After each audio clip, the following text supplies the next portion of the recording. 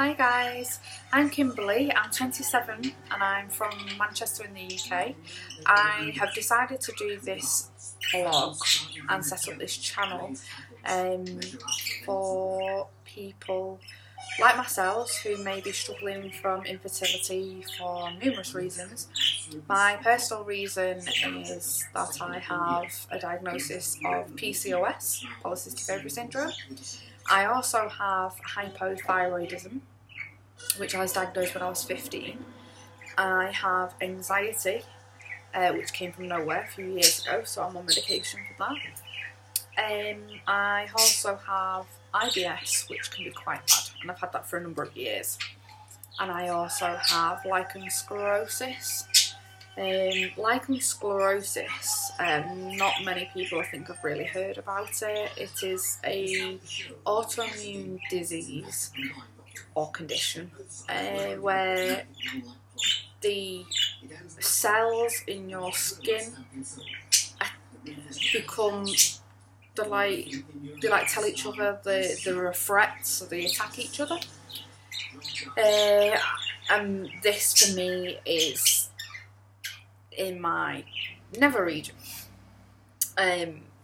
which when it comes to trying to conceive can be a little bit of a problem because it can cause me to be sore and be affected, you know, in that way. It would make me uncomfortable and things, so that really doesn't help obviously when trying to conceive. So I was, as I said before, diagnosed with hypothyroidism at 15. I was within a normal weight range. My periods at the time were absolutely spot on. There wasn't a problem with them at all. Very regular, didn't have any issues. When a couple of years later I started the pill didn't agree with me. They tried a different pill. That pill didn't agree with me, so I came off the pill. I expected my periods to be a little bit off for a while, but as time went by they got worse and worse. I started to put weight on, and my periods became really regular, and around this time I was starting to really think about my fertility. And I also know somebody who was diagnosed with hypothyroidism when they were younger and have been infertile and have never been able to conceive, and are a mature adult now. They're past, you know, the stage of being able to have children.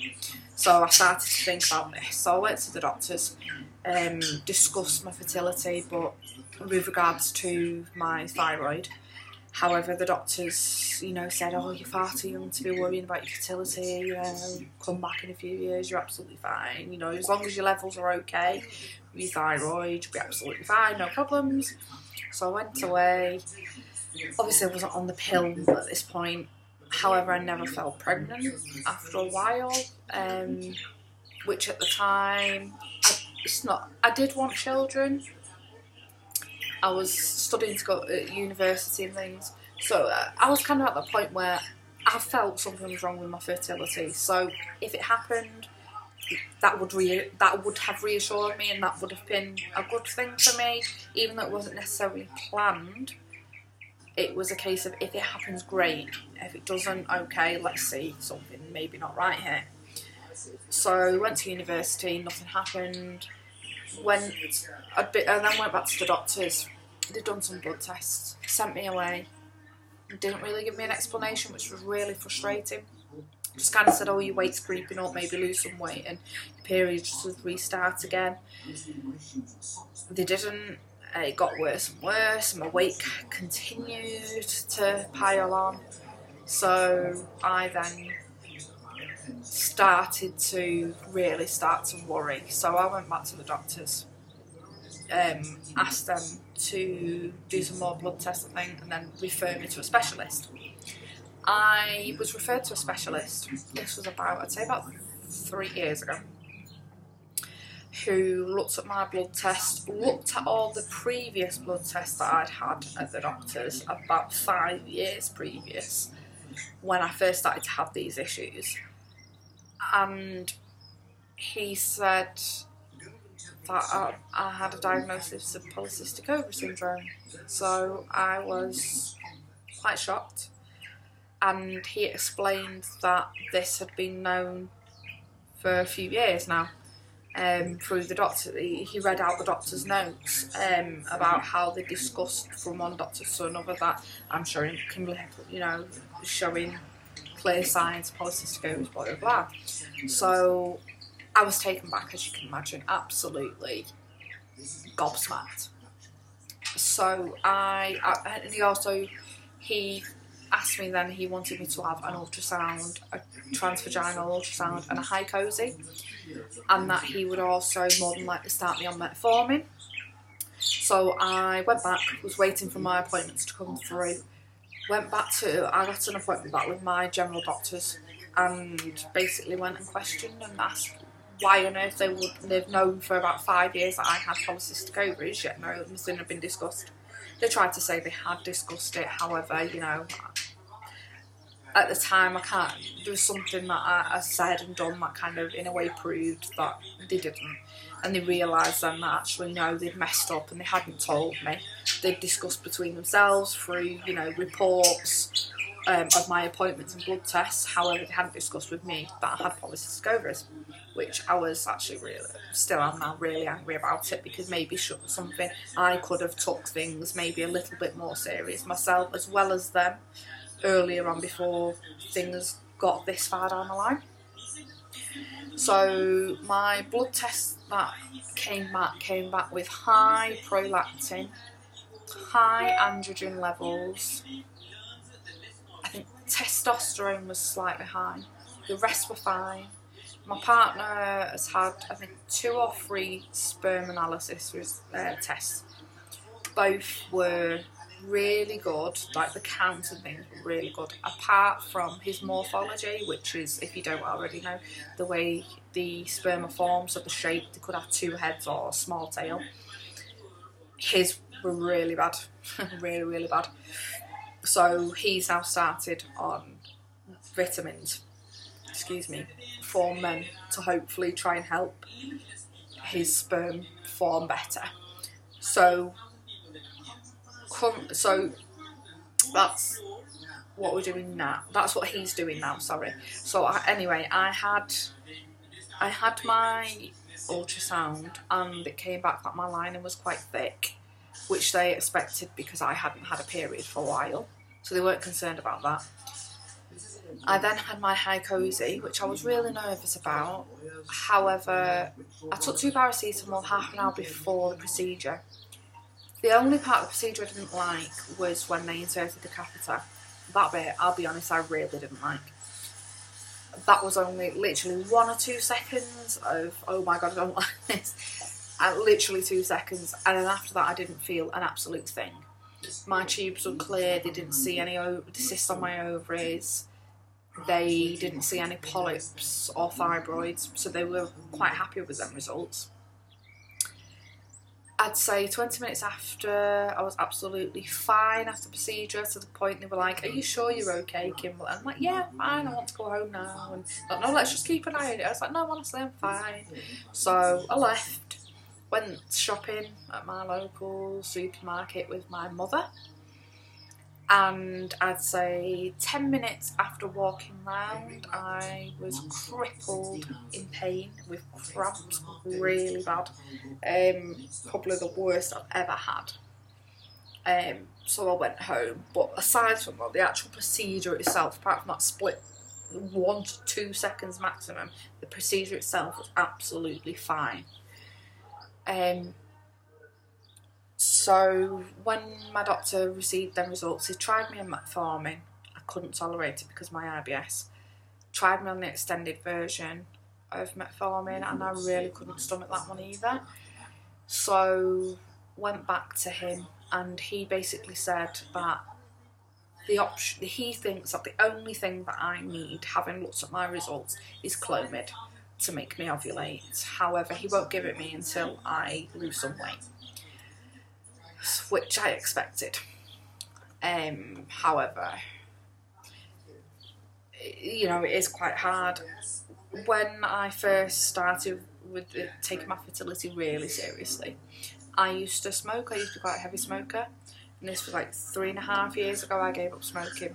And when I went to an appointment, one of my first appointments was like an open evening at a private fertility clinic, and it was talking about all sorts of different things, IVF, egg donation, things like that. And I basically said, look, you're going to have to stop smoking. And that was it. I went away, and then the Monday I just stopped smoking, and I found it really easy for some reason. However, losing weight, I am really struggling. I have managed to lose a little bit of weight, but then I piled it all back on, but twice as fast, and I put more on since. I'm currently at the heaviest I've ever been, which is so frustrating. So currently, the stage that we are at is my partner has been taking these vitamins for nearly a month, so we're going to continue them for another month or two, and then ask for his sperm analysis to be redone to see if there's any change and how things are now, because it's been a good couple of years since we had these done. And I'm also going to get my bloods redone as well to see where my levels are at, and try and see if I can get my head around losing some weight. The doctors did say with me having my hypothyroidism, the IBS, just generally, you know, anxiety because you can comfort eat and all sorts, you know, if you try and change your eating habits, especially when you have IBS and inflammatory disease, which I think they think I've got, it upsets your stomach so bad that you kind of then revert back to your old eating habits because your body's used to it. Rubbish, really. But I need to get myself past that stage of feeling terrible with a new diet and being able to keep that mindset and keep it going. So that's where I'm at. I'm really struggling.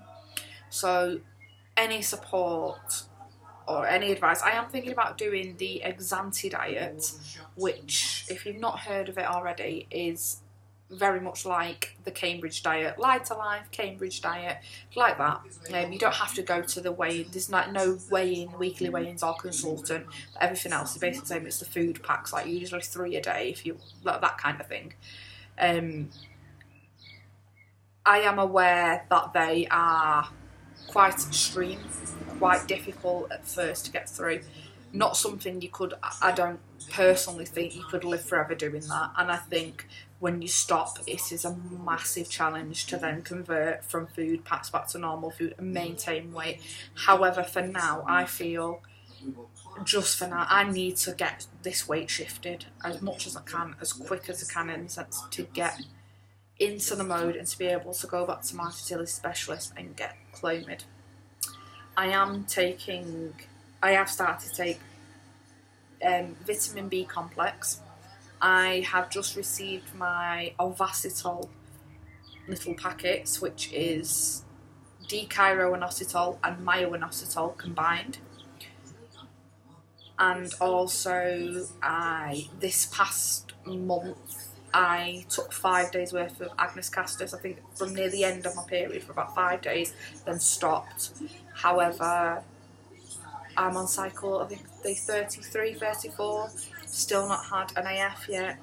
However, I've not had a BFP either, so I'm guessing I'm just waiting for AF, it's just been delayed. So that's where I'm at the moment. I've never done a blog before, this is completely my first. My partner doesn't know I've even done this yet. So when he comes home, I'm going to show him the video, let him know what I'm doing. And hopefully he'll be quite happy to maybe pop in on one so you can meet him too.